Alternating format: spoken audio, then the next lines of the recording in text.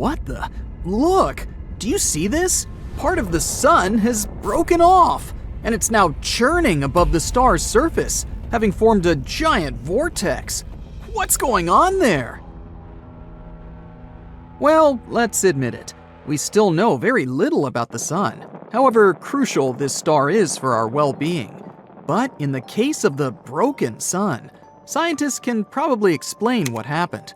Some of the star's plasma likely erupted from the sun's surface and broke away, creating something resembling a crown-like vortex over the solar North Pole. And still, this is just a theory. Astronomers need to conduct further analysis to figure out if this is what really happened.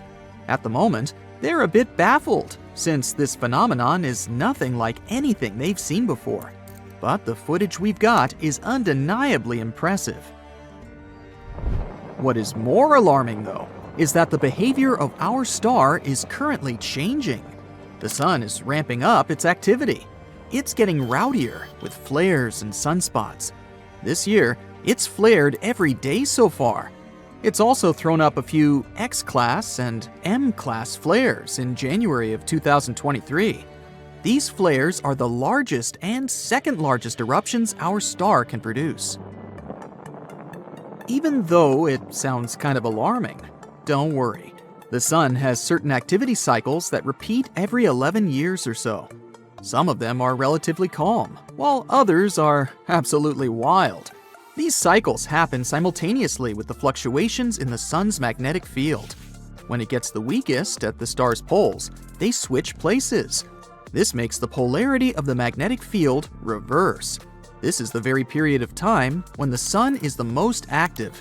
It's known as solar maximum. Right now, we are near this solar maximum. Scientists can figure it out by analyzing unusual solar activity. But since the sun is still pretty much a mystery to us, no one can determine when the polarity reversal is likely to occur. A rough estimation is July of 2025. At the same time, we can't say that the current solar situation is normal.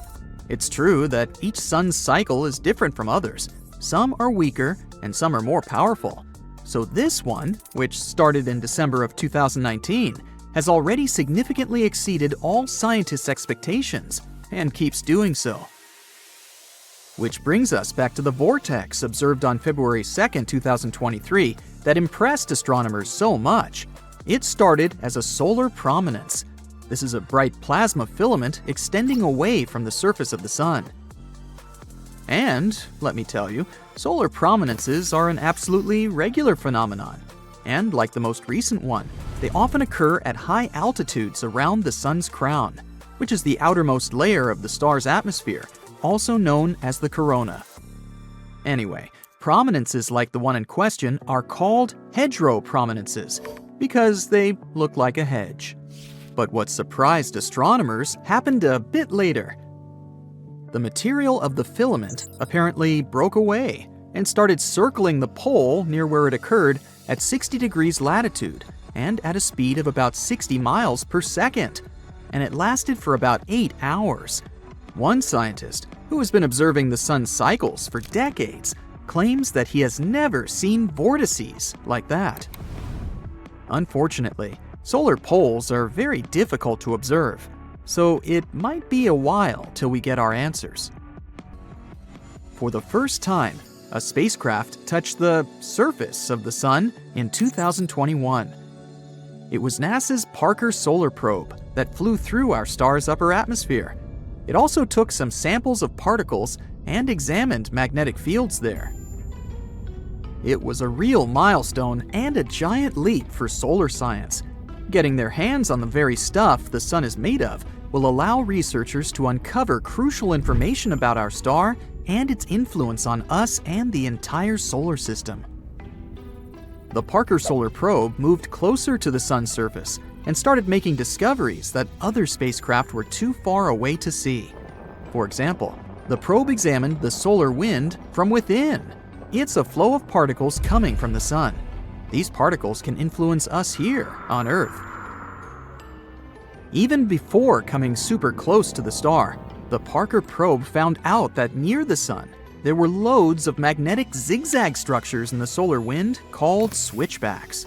But at that time, scientists couldn't figure out how they formed and where they appeared.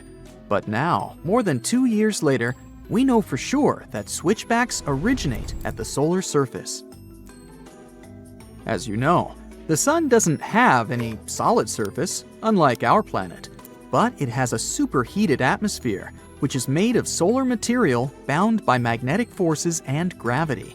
When pressure and rising heat push that material away from the star, it eventually reaches a point where the Sun's magnetic field and its gravity can't contain it anymore. This point has its own name, the Alphane critical surface. It marks the edge of the solar atmosphere, and that's also where the solar wind begins.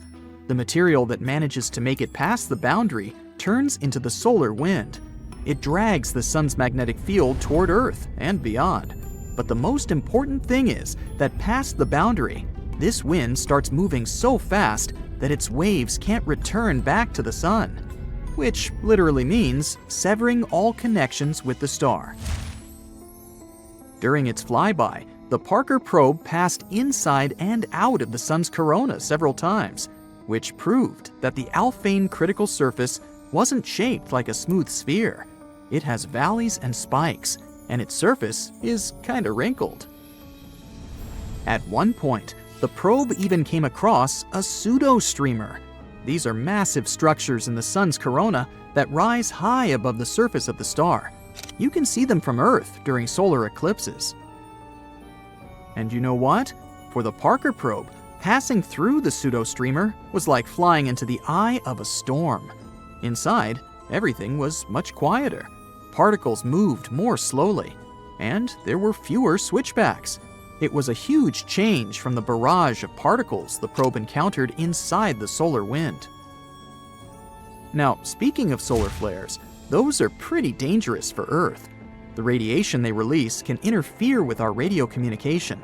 Such storms affect all electronic systems, from the internet to power grids, and can even destroy satellites. Most solar flares last for minutes, but some continue for hours. Scientists classify solar flares depending on how brightly they shine in X-rays. You aren't likely to notice the tiniest flares if you don't have special equipment. Medium solar flares lead to fleeting radio blackouts at the poles, but nothing too serious.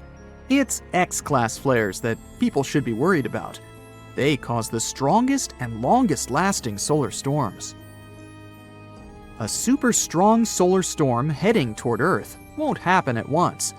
First, there will be high-energy sunlight, mostly ultraviolet rays and X-rays. They will ionize our planet's upper atmosphere and mess up radio communication. After that, a radiation storm will hit Earth. And finally, a colossal cloud of charged solar particles will reach our atmosphere. The particles will interact with the planet's magnetic field and wreak havoc all over the world.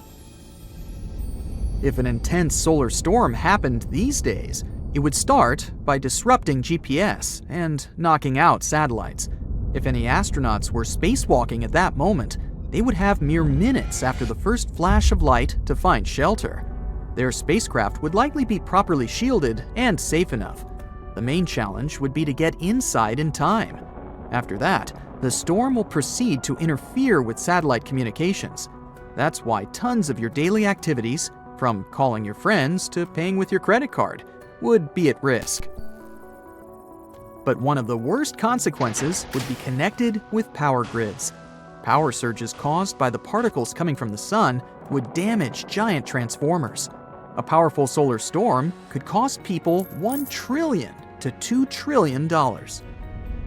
Luckily, if such a powerful solar storm was heading our way, we'd most likely get some kind of warning. Modern equipment all over the world and in space doesn't stop watching the Sun even for a second. It would give us some time to prepare, between several hours and a couple of days. And if transformers were taken offline in time, the consequences wouldn't be so dramatic.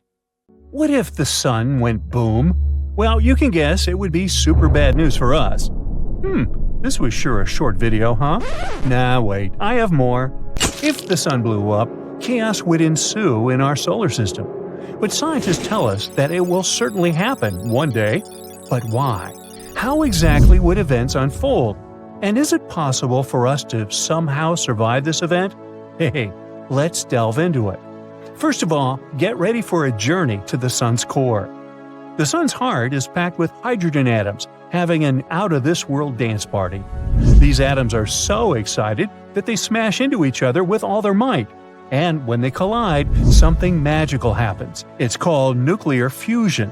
And in this fusion fiesta, the hydrogen atoms combine to form helium atoms, a chemistry experiment on a grand scale. During this nuclear fusion, a teeny bit of mass from the hydrogen atoms is transformed into a massive amount of energy. It's Einstein's famous equation E equals mc squared coming into play.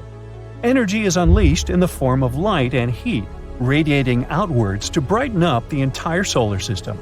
And once all these processes get going, a bunch of energized particles called photons join the fun. These photons are like tiny packets of light, bouncing and zipping around in all directions. They play a crucial role in carrying the sun's energy through space, illuminating our world and warming our cozy planet. But to keep all this going, so that atoms don't escape and create complete chaos, the sun's core needs to be under tremendous pressure. This pressure comes from the immense weight of the sun's outer layers pressing down on the core. The outer layers are squeezing the inner core. But the inner layers don't give up. The energy created from fusion and the bustling photon party tries really hard to escape the sun's core. But the core is so dense, like me, and the pressure is so big that the energy takes its sweet time to make its way out. It bounces around, gets absorbed, and re-emitted by other particles. Eventually, after a long time, it reaches the sun's surface and zooms off into space, reaching us as sunlight. So now you know how the sun works. Now, what happens once it reaches the end of its life? Well, here's the twist.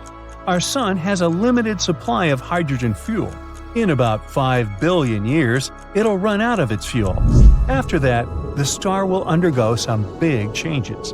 Now, pay attention, because there's a pretty good chance we're all going to miss this. First, the sun will puff up and become a red giant, exploding like a balloon. It will grow so big that it will swallow up the inner planets, including our beloved Earth. Talk about a sun taking up all the space. So we won't even see the end of our sun unless we move somewhere further away. After the red giant phase, the sun will shrink a bit. Its outer layers will fade away into space, leaving behind a beautiful planetary nebula.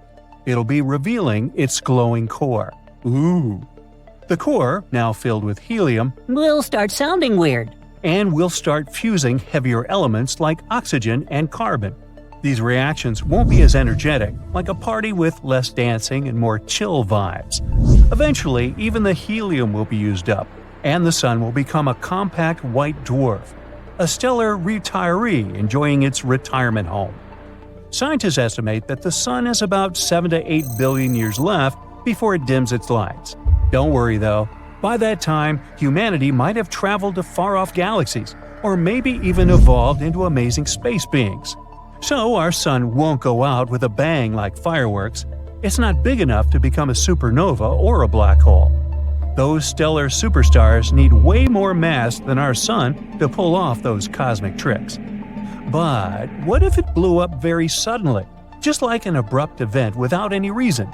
Well, let's see.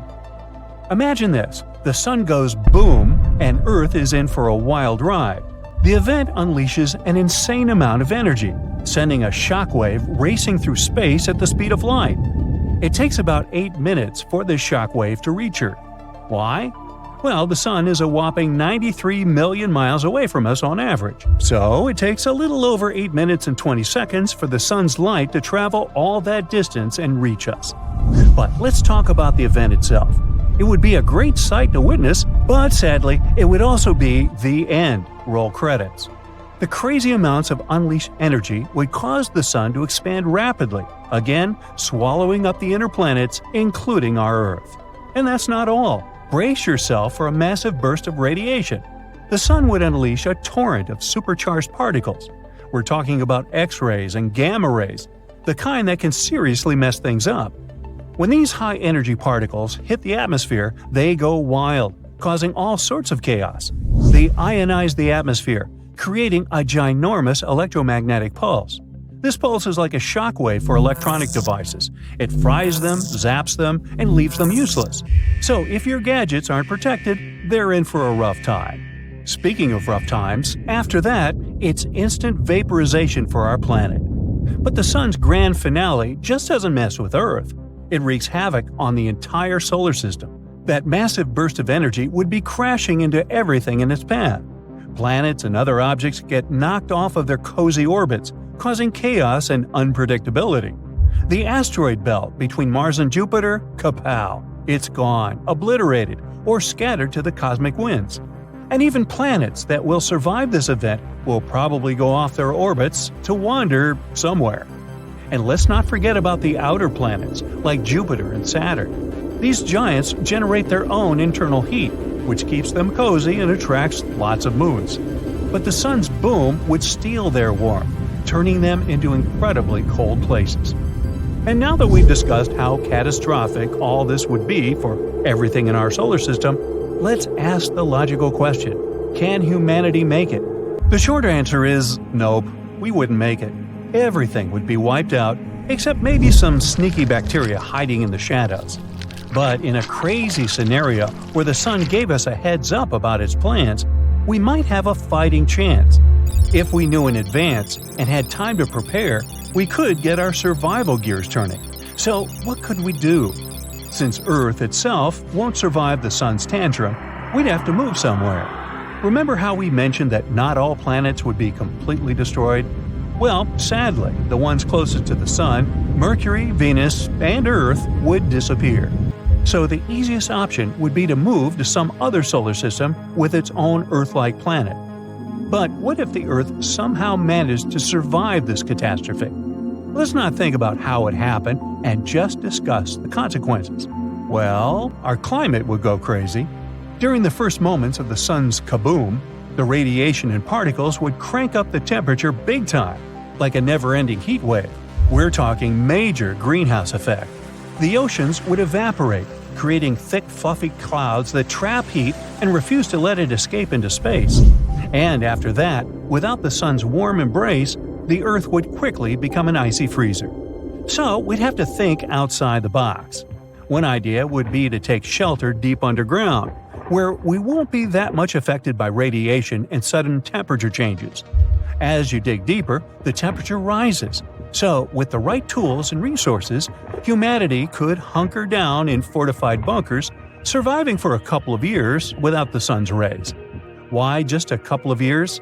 Well, remember how we said the sun is a gravity center of our solar system?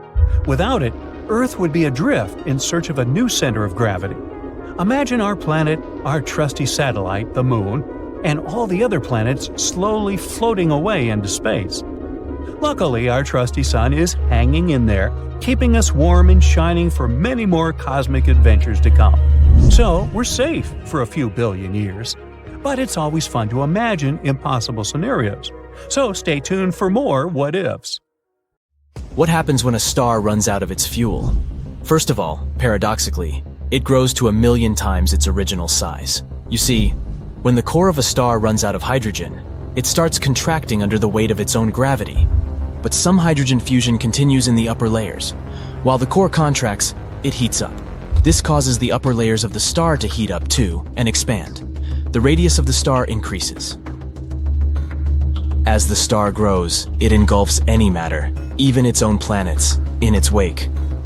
Astronomers have watched stars right before or straight after swallowing entire planets, but until recently, they have never seen the process itself. Scientists from different universities have reported that for the first time in history, they've observed a star swallowing a planet. And this tragic event happened not somewhere in a faraway galaxy, but in our own Milky Way, some 12,000 light-years away from us. Astronomers spotted an outburst from a star, which is around 0.8 to 1.5 times the mass of our Sun, near the eagle-like constellation Aquila. It became over 100 times brighter than usual in a mere 10 days. And after that, it quickly faded away. Even more interesting, this white-hot flash was followed by a longer-lasting signal that was also colder than the first flash. And this combination, my friend, could only mean one thing. The star engulfed a nearby planet. What planet was it? Astronomers believe it could be a boiling hot world from 1 to 10 times the mass of Jupiter. Such planets are also called hot Jupiters. They're giant exoplanets similar to the Jupiter we have in our solar system that need less than 10 days to orbit their stars. The planet we're talking about had been gradually spiraling toward the star until it was pulled into its atmosphere and, eventually, into the core of the perishing star. This galactic feast happened between 10,000 and 15,000 years ago when the star was about 10 billion years old. And given its respectable age, the swallow itself happened lightning fast, in one fell swoop. This is very different from other hot Jupiters, which were quite delicately nibbled by their stars. Astronomers aren't sure if there are any other planets orbiting this star, perhaps at a safer distance, but even if there are, thousands of years will probably pass before they become the star's main course or dessert. In any case, now that astronomers know what they should search for, they're going to be on the lookout for more cosmic gulps. Because one day, our planet, as well as part of our solar system, will suffer the same fate. Everything around us will be gone in a flash. But you may relax and breathe out. It won't happen for another 5 billion years. That's when the sun is supposed to burn out and expand so much that it will swallow the inner planets of the solar system: Mercury, Venus, Earth, and Mars. If people manage to colonize some other world by that time, which should be at least 10,000 light years away from Earth, they would be able to observe this catastrophe. The sun would suddenly become much, much brighter, and it would eject some material into space. It would swallow several planets, including Earth, before nonchalantly setting back to what it was. But stars are not the only things in the universe that swallow other space objects. There's another kind of cosmic monsters that munch on everything, even light. Have you guessed? Right. I'm talking about ruthless black holes. But what is more interesting, they not only devour stuff, but also seem to spit it out. Not so long ago, scientists found out that the supermassive black hole at the center of our home Milky Way galaxy seems to be leaking. Why is it a game changer? Because it might mean that this black hole, called Sagittarius A*, whose mass is 4.1 million times the mass of our Sun, isn't a sleeping giant as previously thought.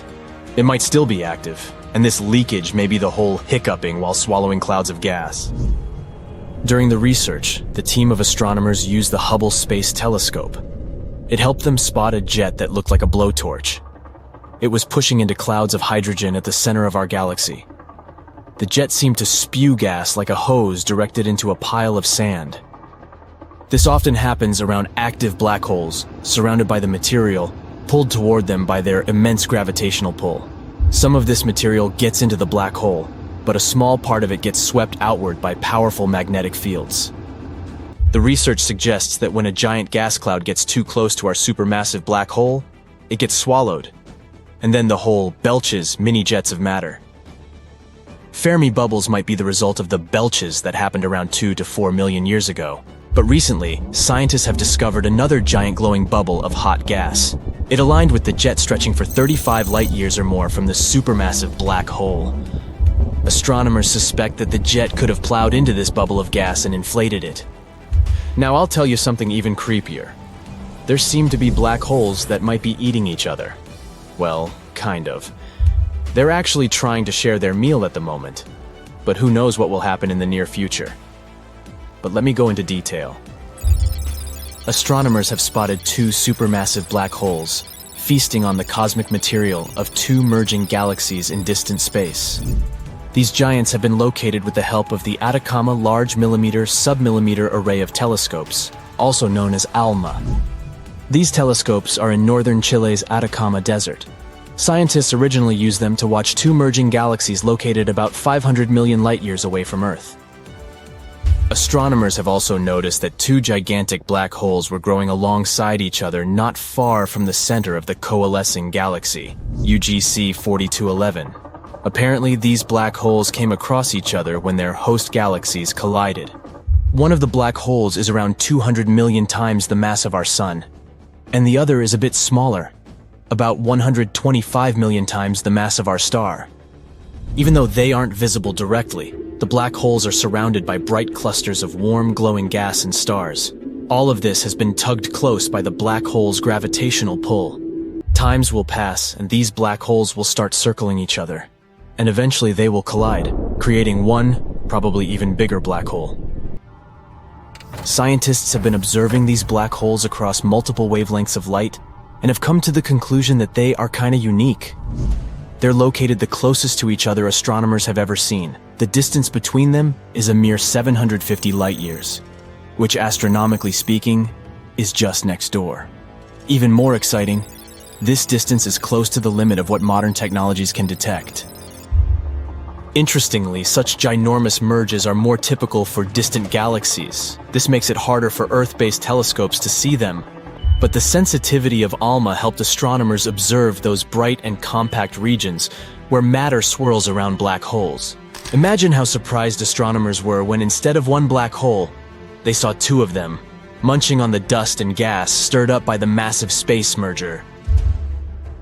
The most important thing about this discovery is that it may mean that such black hole binaries are likely to be much more common than we previously thought. And if pairs of black holes are so common, it might make it easier for us to study gravitational waves that occur when black holes collide. Such waves are also known as ripples in spacetime. If we talk about the recently discovered pair of black holes, it might still take them several 100 million years to crash into each other. But by observing their behavior, scientists can figure out how many binary black holes that are about to collide exist in the universe. Is it possible for a planet to have not one, not two, but many suns? Let's imagine what would happen to us if the sun suddenly decided to break into a bunch of small stars.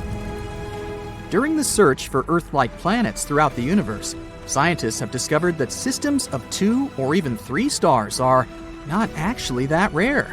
Many of them even have planets in their habitable zones. Almost half of these planets could contain life. Can't wait to ask these guys about the sunsets.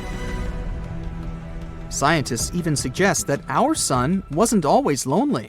It could have had a companion star called Nemesis. They've noticed that mass extinctions on Earth occur every 27 million years.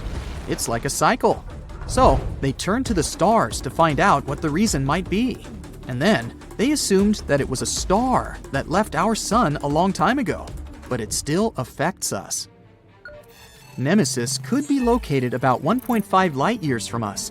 It may not sound like a lot, but it's actually almost 9 trillion miles.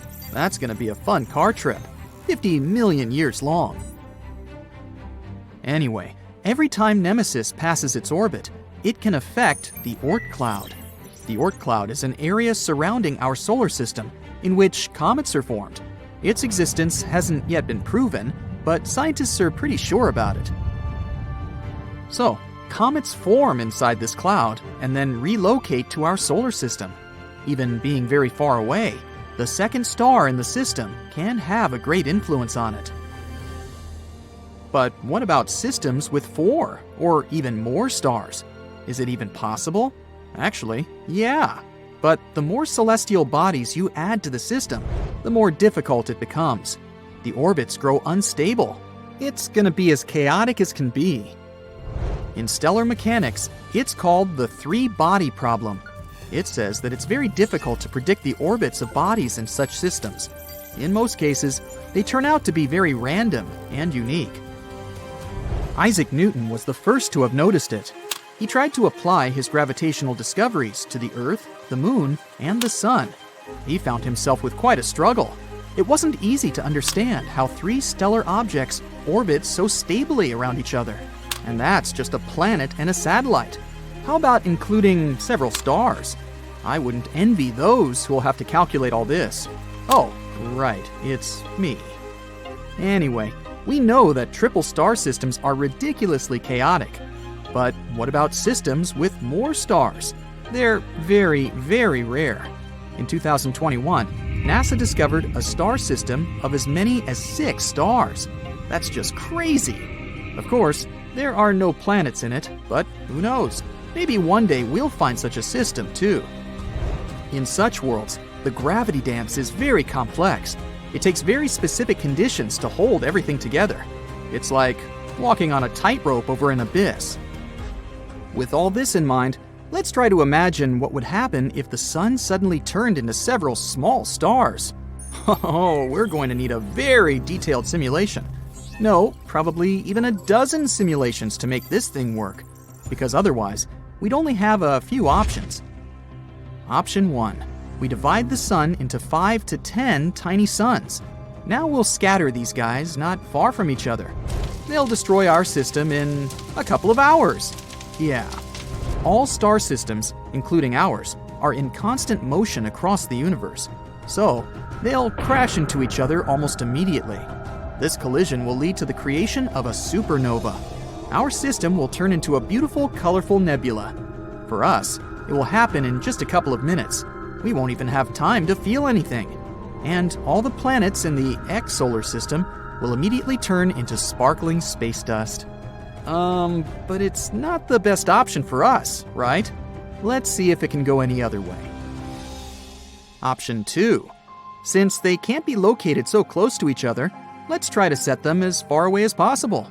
And in this case, they'll just leave. Bye-bye. Their gravitational force is too weak to hold everything together.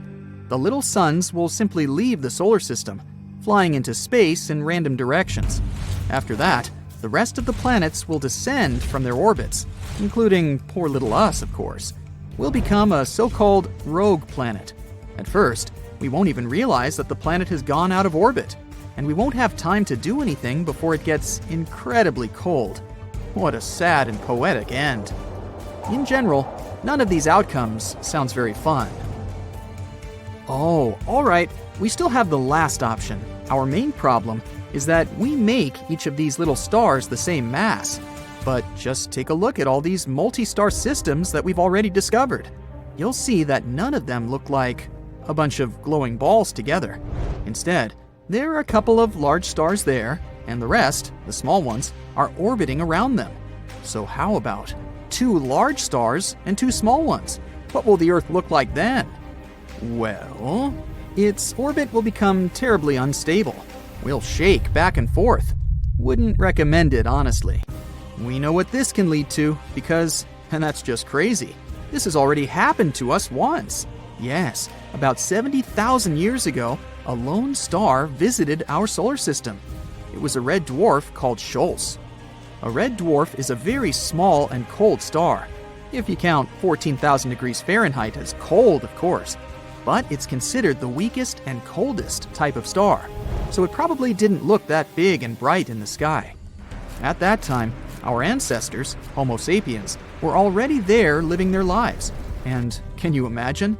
They saw another star in the sky approaching the sun. I wonder what that looked like. And then, Scholz bypassed the sun and flew somewhere further to surf space. You weren't expecting some kind of disaster, were you? If it had happened, you wouldn't have had a chance to watch this video right now. But from this story, we can see what happens to the Earth during such stellar events. At that time, a huge amount of volcanic activity unfolded on our planet. We also got some meteor showers that almost wiped us out. Our ancestors sure had it rough. Something similar will happen on our hypothetical planet with 4 suns, but on a much greater scale. Constant volcanic activity, earthquakes, and tsunamis. Brr. In addition, the length of a day will change, as well as the length of all seasons, and a year as a whole. They won't be stable anymore due to the regular changes in gravitation. In other words, you'll never know when to expect an annual winter or hot summer. And when we are precisely in the middle between 2 stars, there won't be any nights at all. They'll illuminate both parts of our planet, and we'll have to sleep in bright sunlight. And if you think this is a bad thing, keep in mind that we'll also be attacked by much more ultraviolet rays and solar winds because of our 4 suns. Their color will also change. They'll become red dwarfs, looking distinctly orange-scarlet in the sky. We'll also get many more solar eclipses, except instead of the moon, the sun would be eclipsed by another sun. it would probably just get a little darker. To be honest, it's unlikely that anything would survive on Earth after all this. I mean, it is possible, but please run 100 simulations yourself if you want to make sure. But theoretically, we could survive in a simple binary star system. For example, in one that consists of two stars close to each other. Each of them would have to be 2 times smaller than our Sun. That would be the perfect scenario. And it's quite possible in the future. NASA is currently working on a plan to relocate our descendants to Proxima Centauri b. That's a planet near the closest star system to our Sun, Alpha Centauri. And who knows, maybe one day in the future, we'll really move there. Then we'll see what it's like to live with several suns. So, what's going on with all the news about the Sun? Some say that the Sun is getting angry. Well, what does that mean exactly, and should we be concerned? Frankly, yes, we should be concerned. It's generally not a good thing to get too much sunshine. The ultraviolet component of sunlight is harmful to the skin. That's why humans have adapted a spectrum of skin pigmentation. The more sunlight there is to protect ourselves against, the more pigmentation we need. Big floppy hats and, of course, bottles of high SPF oil-free sunscreen help too, especially for fair-skinned people. But what is planet Earth going to do? First, let's get a good estimate of just how angry the Sun is likely to get.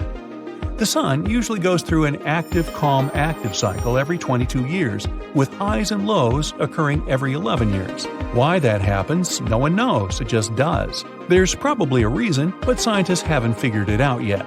They do know that, with each cycle, the Sun reverses its magnetic poles. That in itself is pretty astounding, especially when you consider that Earth hasn't reversed its magnetic poles in the last 600,000 years. Lately, the Sun has been extremely calm, the calmest it's been in over 100 years in fact. That's unusual too. The active-calm-active cycle has turned into an active-calm-calm cycle. But that's changing, and it's why we are notifying Brightsiders about what to expect in the coming few years. The terms calm or active or angry refer to the amount of high-energy radiation that the Sun gives off. Thankfully, the amount of visible light the Sun gives off doesn't change very much. That would be a serious problem. If the Sun were to get just 6% dimmer or brighter, the Earth would either freeze or fry. Observing sunspots is the easiest way to measure how active the Sun is. The more sunspots that are visible, the more active the Sun is. A graph, known as the butterfly diagram, tracks the 11-year period of sunspot activity. The butterfly diagram shows how sunspots disappear regularly from the surface of the Sun and reappear regularly in other locations. NASA predicted that the present cycle of solar activity would be calm, like the previous one. But it's starting to look like that is not the case.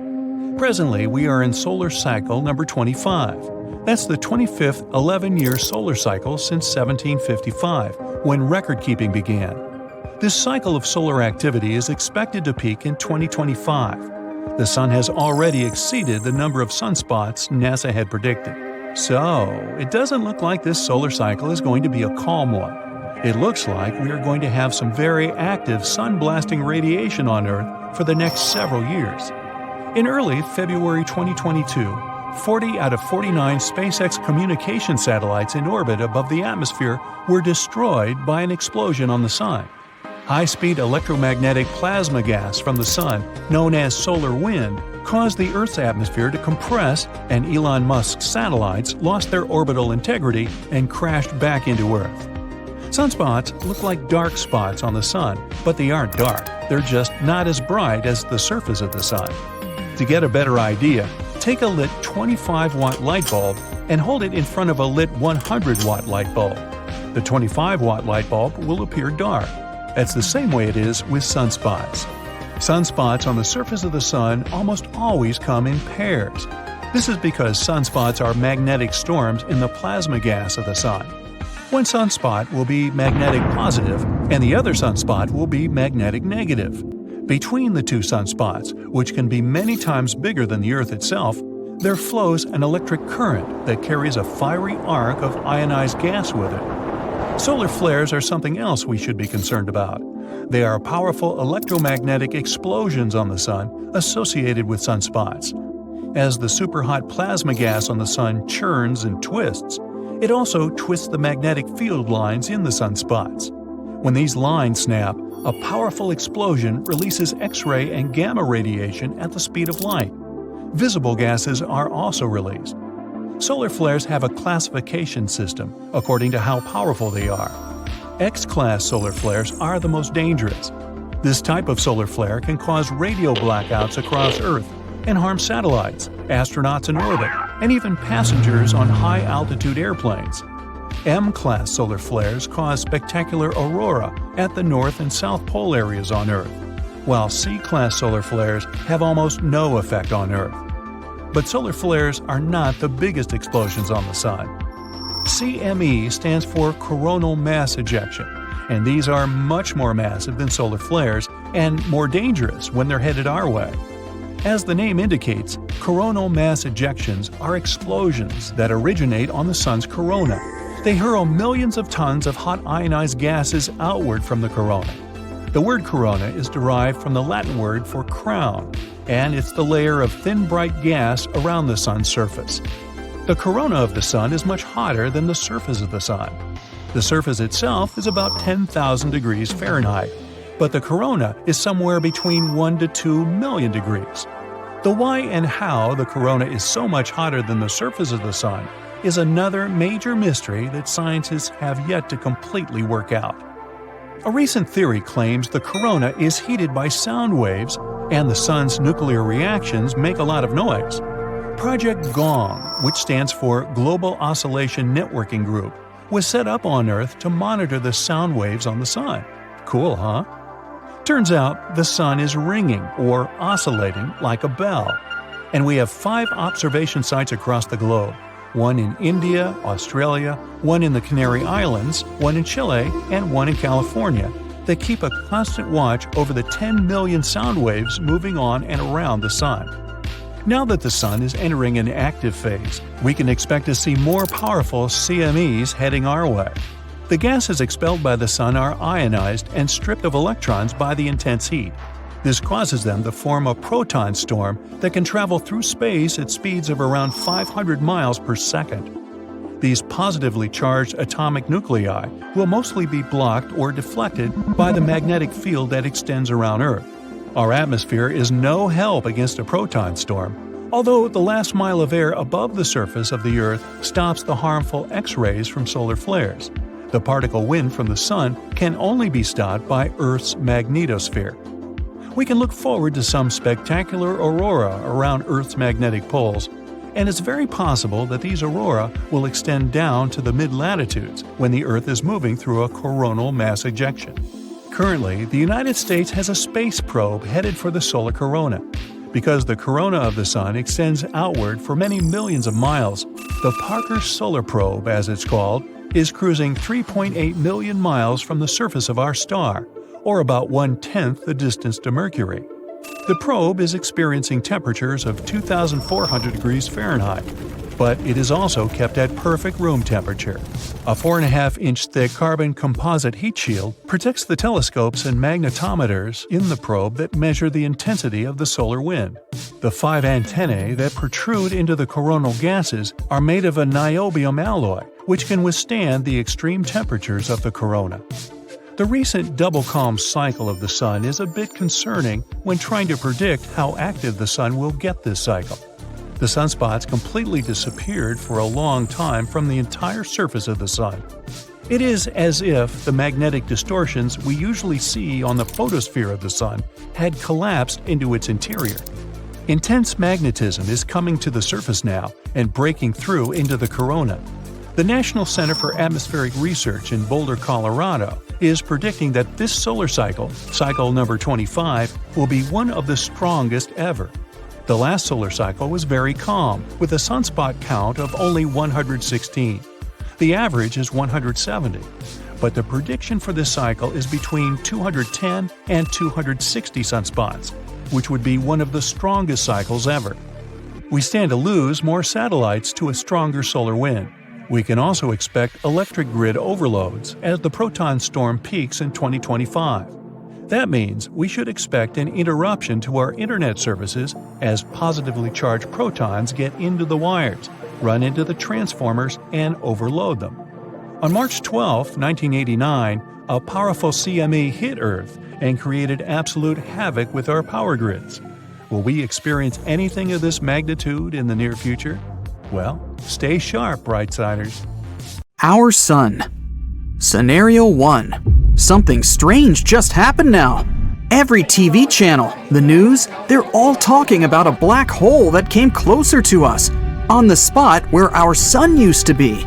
You can even see an accretion disk, and the background of the sky looks kind of distorted, which means it got really close. Normally, black holes are so far away that we can't see them with the unaided eye. You can't even see them with a telescope directly. What's it doing here so close? And where's the Sun? Did the black hole swallow it? The Sun used to be in the center of our solar system, far enough not to burn us, but still close enough to give us light, warmth, and beautiful scenes when it rises in the east and goes to rest in the west. Hey, this one even rhymes. Well, it gave us life. The most massive body in our solar system contains 99.8% of its total mass. It's so wide, you could fit more than 1 million Earths inside of the Sun. Maybe our Sun turned into a black hole, but it's way too early for that to happen.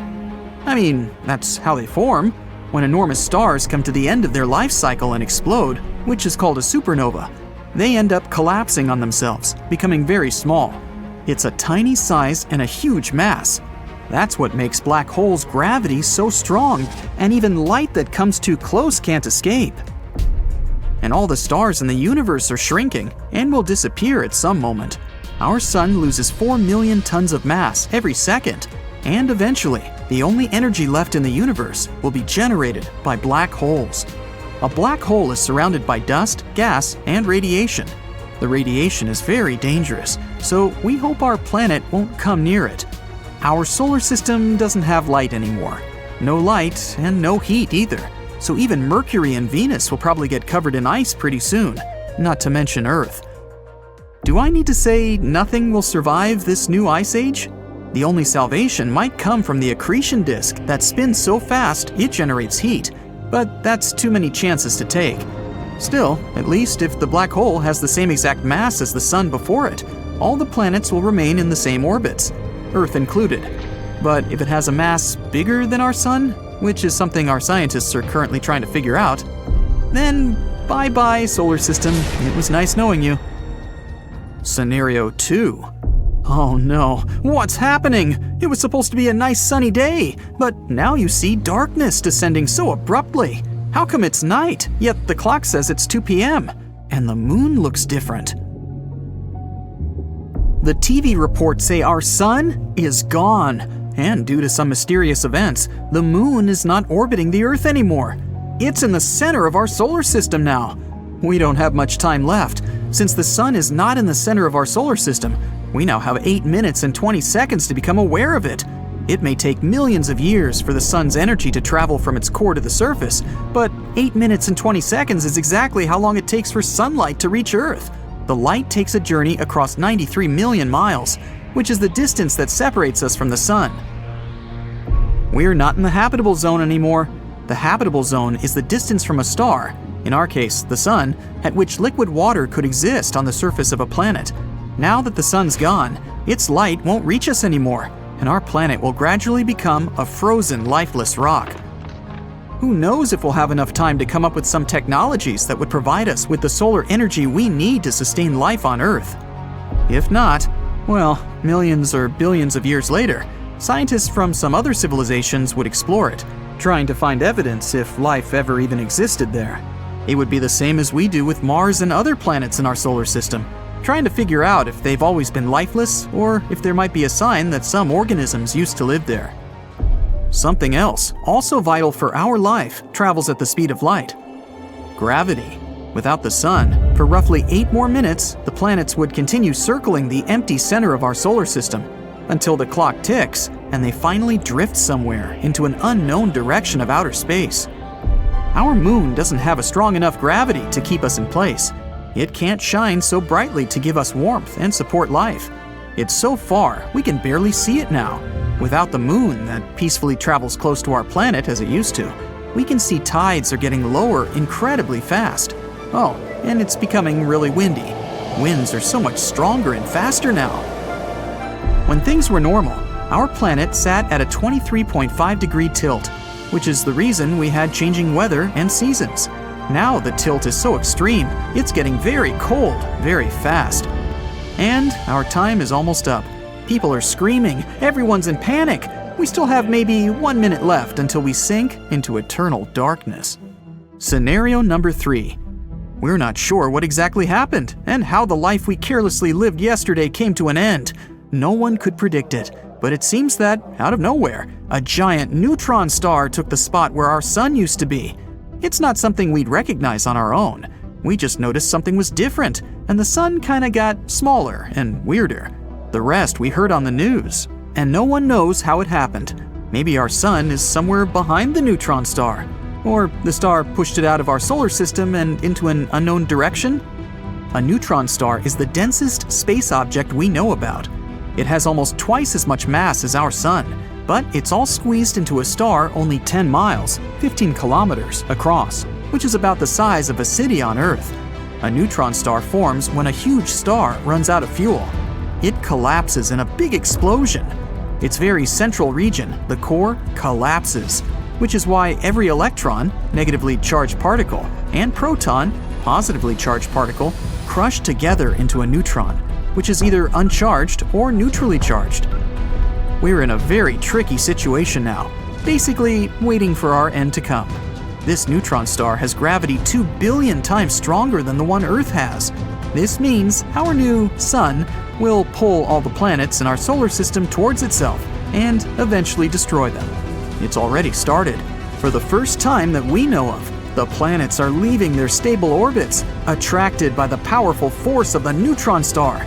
It's becoming chaotic pretty fast. And it won't stop there. A neutron star rotates more than 700 times every second, which is incredibly fast. Our sun rotates once every 27 days. So, after it destroys all the planets, including us, this star will continue whirling throughout the universe at about 1/5 the speed of light. Maybe it will slow down and fizzle out with time, but maybe not. After thousands of years, many neutron stars begin to slow down and blow out. But that doesn't always happen. If it meets another star, it will orbit it and start to feed off its atmosphere until it collapses at some point and turns into a giant black hole. Our sun was going to burn out anyway. Until the neutron star showed up, the sun was 4.6 billion years old, which was about halfway through its lifespan. It had already burned off about half of its hydrogen stores and had enough supplies for another 5 billion years. It was eventually supposed to end up the size of the Earth. After running out of fuel, it would have simply collapsed.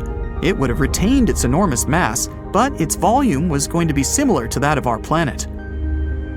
No sun, no life, so the result would have been basically the same. But this way, it would have been a slow process. Who knows if humans would even inhabit this solar system in those times? But with neutron stars, things move towards the end pretty quickly, and it's way more chaotic. If the neutron star was going crazy somewhere far away in another galaxy, we'd only see it in the shape of a distant flashing light that we call a pulsar. But this way, boom! What would happen to us and our planet if it became as big as the sun? The diameter of the Earth is 8,000 miles. Crossing it is like driving back and forth across the USA 3 times. That doesn't sound like much, right? Well, how about repeating this journey 305 more times? Just imagine the gas expenses. This is the diameter of the sun, about 865,000 miles. Compared to our Earth, the sun is unimaginably huge. So what will happen to us if we catch up with it? There are 4 possible scenarios, depending on what we mean when we say the size of the sun. Scenario 1. The Earth becomes as large as the sun, but its mass remains the same. A colossal planet with the mass of a teeny tiny Earth. First, say bye-bye to gravity. The more massive the planet, the stronger its gravity is, and vice versa. Such a lightweight planet simply wouldn't be able to attract anything to itself. Gravity creates all the heavy substances. Everything, from pebbles to entire continents, is held thanks to it. I believe you've already guessed what would happen without it. We'd all turn into dust particles. Yes, the Earth simply becomes a dust cloud. Oh, and to add fuel to the fire, the gravities of other planets stretch us to the sides, leaving no chance to collect our planet back together again. This scenario doesn't look very good, does it? By the way, even if the Earth somehow remained a planet, life couldn't have originated on it in these conditions. There would have been a considerable distance between the center of the Earth and its surface. And remember, the planet's mass is minimal, so no gravity. It just wouldn't be able to hold the atmosphere. And without the atmosphere, living organisms cannot develop. Not like it would have mattered. The Earth now is a cloud anyway. So now this cloud, weighing about 10 times heavier than Jupiter, is gathering in space. As a result, it collapses and turns into a star. Say hi to the new sun. Scenario 2. This works both as a separate scenario and as a result of the previous one. The Earth becomes as large as the sun and gets its mass. Now we have two suns. We become a so-called binary star system. You know what that means? It's time to destroy our entire solar system. Imagine having two centers of mass in one system. The planet's orbits become unstable, perturbed by such a sudden change. Once they get closer to our ex-Earth, they collapse immediately, either from tidal forces or the ex-Earth's impact. Yes, even gas giants. Looking at you, Jupiter. Do you know which one survives and finally gets its revenge on us? Pluto. It would probably be the last remaining X-planet in the entire system. It's too far away to notice any changes, except for an increase in the mass of the center of the system. So Pluto's orbit comes closer to our two-star system, and that's it. The Earth and the Sun would have to accept that Pluto would be their only friend now. The protoplanetary disk that formed our system billions of years ago doesn't exist anymore, so no more planets can be created in our system. That's all well and good, but what about the Earth itself? What would life be like? Let's see. The nights and days now last longer because of the increase in the Earth's rotation time. There is probably a significant temperature drop in the north and south poles. Even on our current small planet, they get sunlight scarcely. So if the Earth's size increased, the area of the poles receiving sunlight would decrease even more. On a positive note, there's a lot more space now. No more overpopulation. The planet's size is so huge that it would take you years to get from one point to another. Yeah, if you think about it, we'd probably be very lonely there. But hey, who knows? Maybe rockets would become our primary means of transportation. Yeah, that would have been cool. There are many vast uncharted areas that no human ever saw or visited. We also wouldn't know about the existence of many different civilizations and tribes. Centuries pass, and many of us go away without ever meeting other people or learning about them. And that's if we can walk at all. Our bones cannot support our weight with such a considerable gravity, and our hearts have to work twice as hard to keep us alive. The birds can't fly anymore. Nothing can, precisely. All the existing trees fall down, and the new ones grow very close to the earth, like grass. Talking about the trees, how is our ecosystem doing? Well, not good. If we don't appreciate the environment on our small Earth right now, imagine what would happen if we had such a massive space at our disposal. I even assume that our tons of garbage would have overpowered even those endless supplies of trees and clean water that we would have in our new large home. Our machines and robots have to be huge to do at least something now. That's because even ordinary farms now are the size of the US states. I also assume that it would be much darker than we're used to. The Earth is so small now. Imagine what would happen when our planet becomes the size of the Sun itself. Less sunlight means that we'd probably need an artificial sun. Also, the temperature differences on the planet's surface would be huge. If you're surprised, you probably underestimated the size of the Sun. It's almost 110 times larger than the Earth. Our new Earth's equator equals our current Earth's 35 equators. Oh, and remember Pluto? Well, it's our only moon now. The first one would have probably crashed into us a long time ago, making us share the fate of the dinosaurs. In that case, all the water would likely evaporate from our planet. Anyway, there are thousands of bad possibilities, but let's just move on and focus on something good. Scenario 3. Same thing, but the Earth retains its density. Now this one is interesting. We're no longer a planet. We're a star now. In fact, we became even more massive than the Sun. Our planet now has a 3.9 solar mass because we need to balance our low density somehow. In short, it would be almost the same as in scenario 2, but with more interesting long-term consequences. Since our Earth became 4 times as massive as the Sun, it would have burned its fuel quicker. Then it would evolve, and depending on the mass of its core, it either becomes a supernova or just blows off its outer layers to form a planetary nebula. If it goes supernova, the Sun that was so close to us blasts, and now there is just our ex-Earth, a lonely ball with a teeny tiny diameter of 12.5 miles. We're a neutron star, that is, a star made of degenerate neutron matter. That thing is ultra dense and spins very quickly, so you'd better stay away from it. If the Earth becomes a nebula, the Sun collects all the dust and adds it to its mass. Now we have a slightly more massive Sun and a white dwarf. The time passes, and Grandpa Sun lives out his life. It becomes a red giant after depleting the hydrogen in its core. It starts expanding and leaves its material, mostly hydrogen, on the white dwarf. That's us.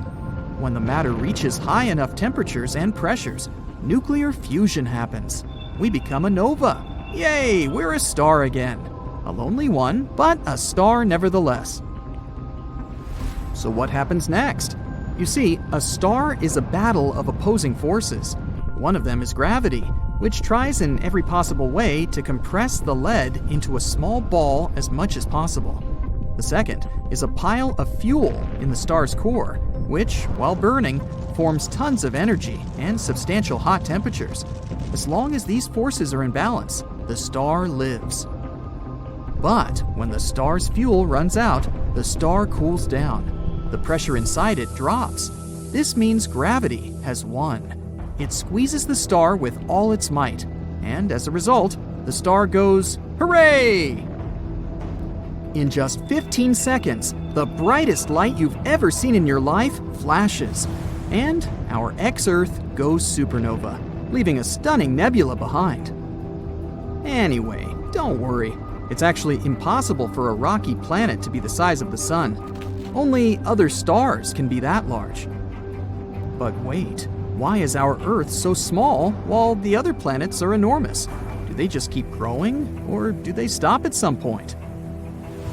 The more mass you add, the more compression you get. As planets become more massive, the gravitational compression increases. They stop growing when their mass reaches roughly 1.7 times that of Jupiter, or 540 masses of the Earth. After that, adding more mass to a planet will make it smaller, because the compression becomes stronger. In other words, our little thought experiment is impossible. Is it possible to put out the Sun? For example, what would happen if we poured all of the Earth's oceans on it, or even more water? Well, let's find out. The universe is a place full of mysteries. Since ancient times, scientists have been arguing about how space works, but none of us has ever doubted the existence of one thing: the Sun. The center of our solar system. It's big, bright, and immortal? Nah, not really. Actually, the Sun is just an ordinary star. It consists of 75% hydrogen, a little helium, and a pinch of other heavy elements. Gravity holds it all together. But in around 5 billion years, the life cycle of the Sun will come to an end. The hydrogen inside it will run out. Our star will begin to grow gradually, and you can't even imagine just how big it will become. And then it will start eating all the nearby planets. That's when we'll regret being so close to it. After eating us all, the star will remain a red giant for another billion years or so. And then, sooner or later, it will begin to shrink and fade, turning into a white dwarf. In the end, nothing will remain of it but a bright and colorful planetary nebula. But don't get scared. Right now, the Sun is in the middle of its life cycle. It was born about 4.5 billion years ago, and about the same amount of time remains. Fortunately, we were born during the star's best and most stable period. In other words, there's no reason to worry. So let's find one. How about speeding up the Sun's life cycle with the help of water? We'll try to collect all the water on Earth and pour it onto the Sun. First, we'll need a bucket. No, not this one. We'll need a really, really big bucket. The one that can contain around 326 million cubic miles of water. It will be equal in size to the distance from Washington to Chicago. Or if we can only find ordinary buckets, there should be around 70 quintillion of them. This is a number with 18 zeros. Okay, imagine that we magically got that many buckets. It's time to put out the Sun. We splash the star with all this water and nothing? Seriously? Oh, just look at this. The Sun has probably felt sorry for us and produced one little solar flare. It turns out that all water on Earth is actually just a pathetic drop for the Sun. People often underestimate how much bigger the Sun really is than our planet. In reality, it can fit more than 1,003,000 Earths. So yes, the Sun won't go out or even get colder. It won't even notice that we've done something. But let's not give up. We really want the Sun to go out for some reason. What happens if we pour just enough water on it? And how much is this enough? Remember our quintillions of buckets? Well, we actually need about 370 octillions of them. This number has 27 zeros. It's hard to even imagine, so let's just say that it's a lot of water. Now, let's splash it all over the Sun again. Wow, just look at the steam! But the Sun hasn't gone out again. On the contrary, it said thank you and suddenly became much bigger and brighter. What's happening? You see, the Sun isn't actually a campfire. Inside bonfires, candle flames, there's a chemical combustion. When we pour water on the fire, the water absorbs the heat of the flame and cools it to such an extent that it can no longer maintain the burning reaction. It also blocks the fire's access to oxygen. Water basically stops the chemical process. But the burning of the Sun isn't the same reaction. Even though we say it burns, it's not entirely true. What happens there is called nuclear fusion. It's one of the most violent and craziest reactions in the universe. There are many layers of hydrogen going deep into the Sun. If you take 4 hydrogen atoms and ram them together, you're left with an atom of helium. When we talk about the Sun, the process is a little more complicated.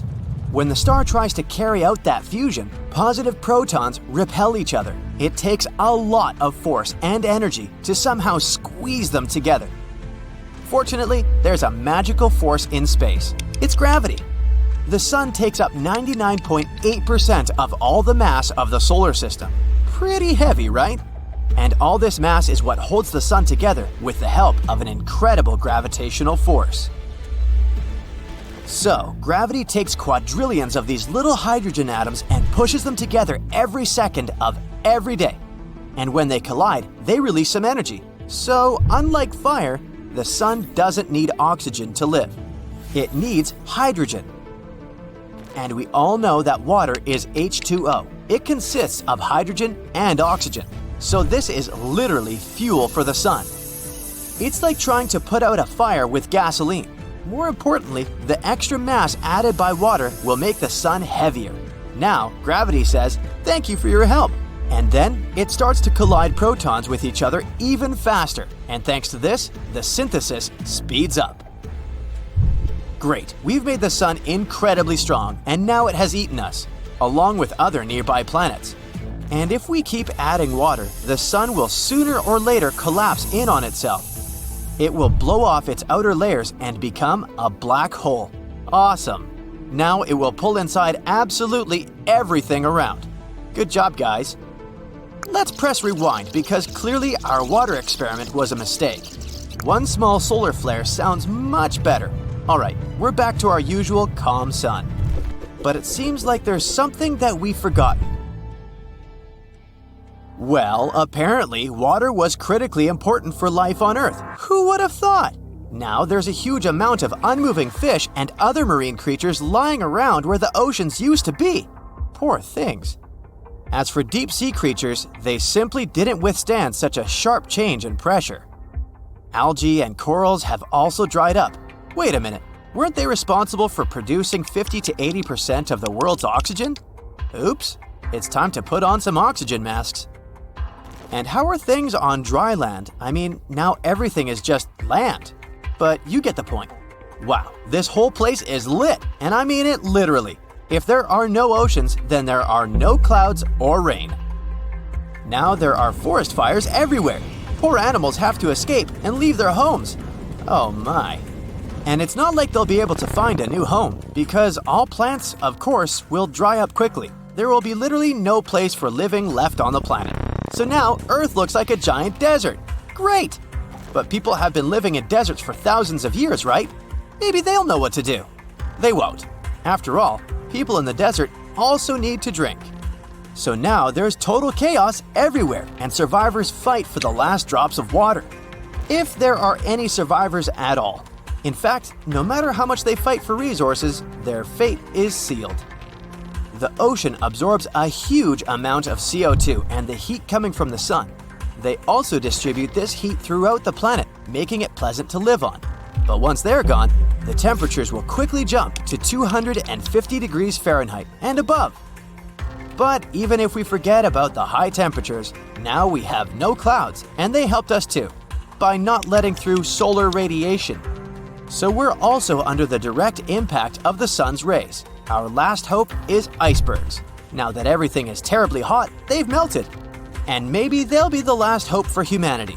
But that cool solar flare was definitely worth it. Silly humans. Now, did you know that our sun is actually green? Okay, I'm kidding. But in reality, it's all colors you can imagine at the same time. Wait, what? I know it sounds like a joke, but I'm being serious, can't you tell? In fact, our sun contains absolutely all the waves of the light spectrum. It's simultaneously red, blue, green, yellow, you name it. Where do you think rainbows come from? When sunlight gets reflected off water droplets in the air, it splits into a bunch of colored waves that we can see individually. And when they're all together, we see a white ray of light. Our eyes are unable to perceive the concept of all colors at the same time, so their combination seems white to us. Wait, you might say, why white? Isn't the sun yellow? Yep, it's yellow too, but please don't stare at the sun just to make sure. It appears white when we see it from the International Space Station. This is the sun's real color as our eyes perceive it. The sun gets a yellowish hue when its rays get scattered in Earth's atmosphere. Our atmosphere doesn't let the blue rays of the spectrum pass very well, but the red ones? Hey, sure, why not? By the way, that's why the sky seems blue to us. The atmosphere scatters the blue color all over the place. During sunrise and sunset, short blue waves get reflected, but the long red ones reach us perfectly. That's why we see sunsets as pink, orange, or red. But what would happen if the sun had a different color? To answer this question, let's quickly repeat what we've learned. 1. The sun has the whole color spectrum in it. 2. Our atmosphere is like blue rays? Nope. Red rays? Anytime. So you probably already guessed what would happen if the sun was, let's say, red. The whole world would look like it does during sunsets. Not bad, huh? We wouldn't even have to wait for the evening to admire the scarlet sky. Orange water and a bright red moon. Yeah, it would be darker than what we're used to, but still not bad. Oh, by the way, one day, the sun will actually turn red. When its life comes to an end, it will expand and gradually turn into a red giant before finally burning out. But it's not going to be so much fun for us. So let's hope we won't be around to see that moment. I know I won't. Hey, I've got a party to go to. Okay, now, what if the sun was green? Well, the truth is, the sun is green. So here's your dialogue. Wait, are you kidding me? Didn't you just say that it's white? Ooh, good job on that, by the way. Well, not exactly, bud.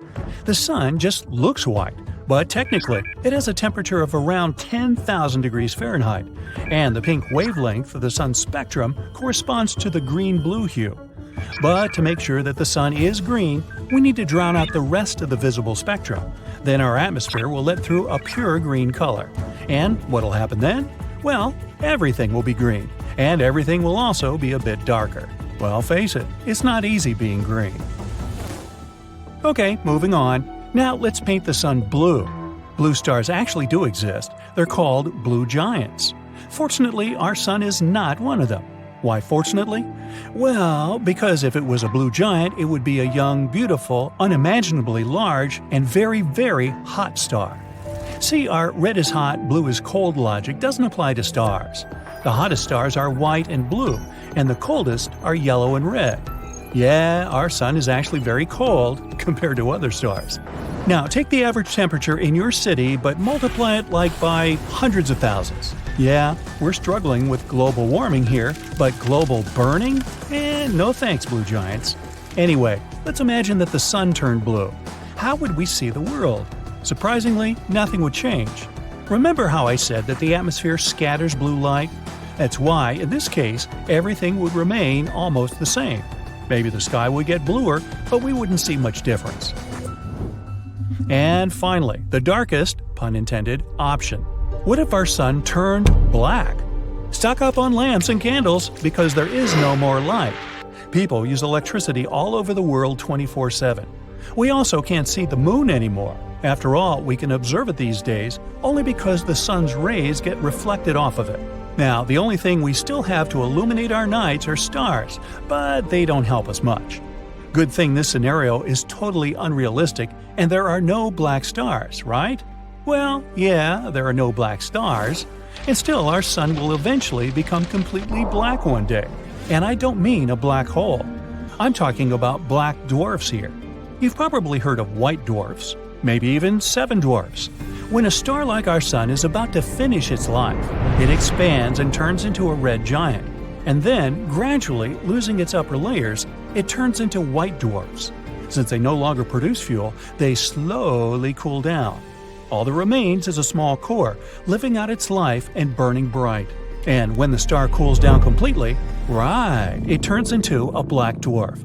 But you've probably never heard of them. Why? Because, surprise, surprise, they don't exist. And no, I was not lying. The thing is, a star needs about 1 quadrillion years to turn into a black dwarf. And our universe is still a baby. It's only about 14 billion years old. So no star has reached this stage yet. Even the most ancient of them still emit a little light. That's why black stars are just a theory. And it's unlikely that we'll ever see such a star at all. But remember the famous saying, the stars that we see at night are already ghosts because their light has reached us only now. Well, that's a myth. They're all still alive. Why am I telling you all this? Well, let's imagine that our sun turned into a black dwarf. The entire solar system would immediately get plunged into absolute darkness. It would also be terribly cold. The moon would leave its orbit and crash into Earth. Wait, no. Let's overlook this moment and assume we're still alive. Fortunately, we wouldn't freeze instantly, as you might think. Earth's core has its own temperature, more than 9,000 degrees. But the temperatures on the surface of the planet would still immediately drop to 32 degrees Fahrenheit. The core would gradually cool down. Every 2 months, its temperature would drop by 2 times. In just 2 months, Earth's surface temperature would be minus 190 degrees, and in a year, it would reach minus 450 degrees. Most plants would disappear pretty quickly, not because of the cold, but because of the lack of photosynthesis. Others would live a little longer thanks to the oxygen still remaining in the atmosphere. And, oddly enough, trees would survive for a very long time. They have a slow metabolism and get sugar from the ground. The upper layer of the oceans would freeze very quickly. Fortunately, this thick crust of ice would insulate deep waters, so the entire ocean wouldn't freeze for some time. Marine creatures would be doing pretty well. They existed long before us and are already used to crazy temperature changes, the lack of oxygen and food, huge pressures, and other joys of deep-sea life. And what about us humans? Well, first of all, we'd start getting sick. Without vitamin D, people would face a huge number of different health problems. Also, our bodies need sunlight to produce melatonin. This melatonin helps us understand when we should go to bed and wake up. If people didn't have this hormone, their bodies would get very confused and wouldn't understand whether they needed to sleep or not. That would mean insomnia for many people. But we would still be able to survive. We'd have two options: to build giant submarines and go down into the depths of the ocean closer to Earth's core, or stay on the surface, living our lives in some location where we'd have sources of geothermal energy. In Iceland, for example. We could also settle near volcanoes. Their heat would be enough to warm us for a long time. Our vision would adapt to the dark, but at some point it would reach its maximum. So we'd need to get used to living in complete darkness. But who knows? Maybe we would adapt to this life too. So, which option would you prefer? Living at the bottom of the ocean in a submarine or on the surface near volcanoes? Arcturus, a huge red star. It's just bursting from inside out. The red sea of plasma on its surface rages and pulsates. The star burns anything that comes close to it. And now, flop! Arcturus is gone.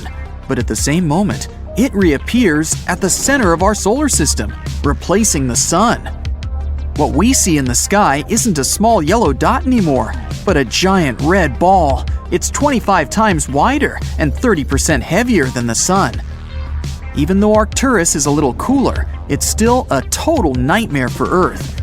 The distance from our planet to the star is now 25 times less. All the water in the oceans and rivers begins to evaporate. What used to be rainforests are quickly turning into a lifeless desert. But sunsets and sunrises now look amazing. Imagine yourself on the roof of the Empire State Building, watching the sunrise. First, you see the light over the horizon. It almost blinds you because Arcturus is 110 times brighter than the sun. Then, the star gradually climbs over the surface. The thick dot on the horizon gets wider and wider. It continues to grow until the red star is everything you can see.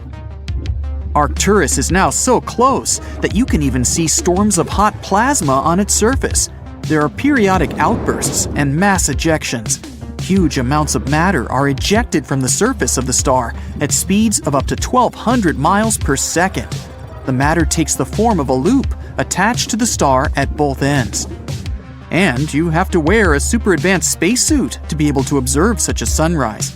Life on Earth ceased to exist long ago under these conditions, and it's going to get worse over time because every 8 days, Arcturus's brilliance increases, and soon our planet will become more like Venus. It's so close to the sun that the high temperature makes any life there impossible. Okay, let's let our planet cool down a bit and put Proxima Centauri in the center of our solar system. It's not a red giant, but a red dwarf. This star is almost 7 times smaller than the sun and almost 9 times lighter. Now our oceans and rivers are not evaporating, but freezing over. Forests and jungles are covered with snow. In about a week, there won't be a single place on Earth where the temperature is above freezing. Even plants that are used to the cold will cease to exist. They mostly feed on the sun's energy. Now, they begin to starve. But there will still be water deep beneath the ice layer. It'll be heated by the hot core of our planet. Microorganisms will still be able to survive. It's much darker on Earth too. It's like an endless twilight here. Oh, and we can barely see the moon. The thing is, it doesn't produce its own light, but reflects it from the bright sun. With Proxima Centauri instead, the moon will lose its brightness. Hop on the bright side of life together with our brand new tees, hoodies, and more. Click the link to pick your choice. But an even bigger problem would be with our orbit. The sun has a certain gravitational force, and it keeps us just in the sweet habitable zone, where we're not too hot and not too cold. Proxima Centauri's gravity is much weaker, and Earth is slowly drifting away from the star. We now run the risk of encountering asteroids flying through space, or even other planets. But the worst-case scenario is if Proxima Centauri simply can't hold our planet, and we fly away into dark space. Then, you can forget about any forms of life here. Now, let's put Sirius at the center of our solar system. It's the brightest star in our night sky. It's only 70% bigger than the Sun, but almost twice as hot. So its glow is not only bright, it's sizzling. And its light is not yellow, but somewhere between blue and white. You couldn't go out in the city without sunglasses, or Sirius glasses. Still, you wouldn't want to walk the streets, where the asphalt is boiling anyway. You could literally fry eggs on the curb. Of course, by this time, all life on Earth has long since disappeared. But it's not just because of the temperature. Sirius emits enormous amounts of radiation. Our atmosphere serves as a shield against the sun. But in the case of Sirius, that shield wouldn't be enough. Now, why don't we take a more bizarre approach and make ourselves a double star system? These are two stars that revolve around a common center. And there's our Earth, safe and sound. It's all about the size and brightness of the stars. These two aren't too big, and they give off as much light as our sun. All that matters to us is that our planet is in the safe zone of the double star system. At sunrise, you first see one star appear from below the horizon, and then, a couple of minutes later, the other. The only problem is that this beauty may soon explode with enormous force. In binary systems, one star is always heavier than its companion. Sooner or later, it starts pulling matter away from the smaller star. Gradually, the bigger star just eats its neighbor. Then the big brother can reach a critical mass and explode. This explosion would be about as strong as a supernova. It would destroy our entire solar system. The light from this explosion would be visible for hundreds of light years away. And after that, there would be a huge nebula in the place of our star system. It's stardust and particles that are left from our world. Going to the realm of the crazy now, a black hole.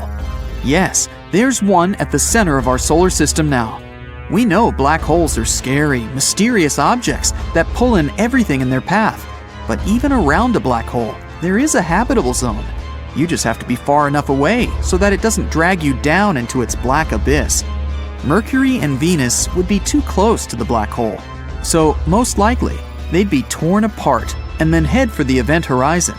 This is the last stop before hitting the singularity, the heart of the black hole. There are only two problems: light and time.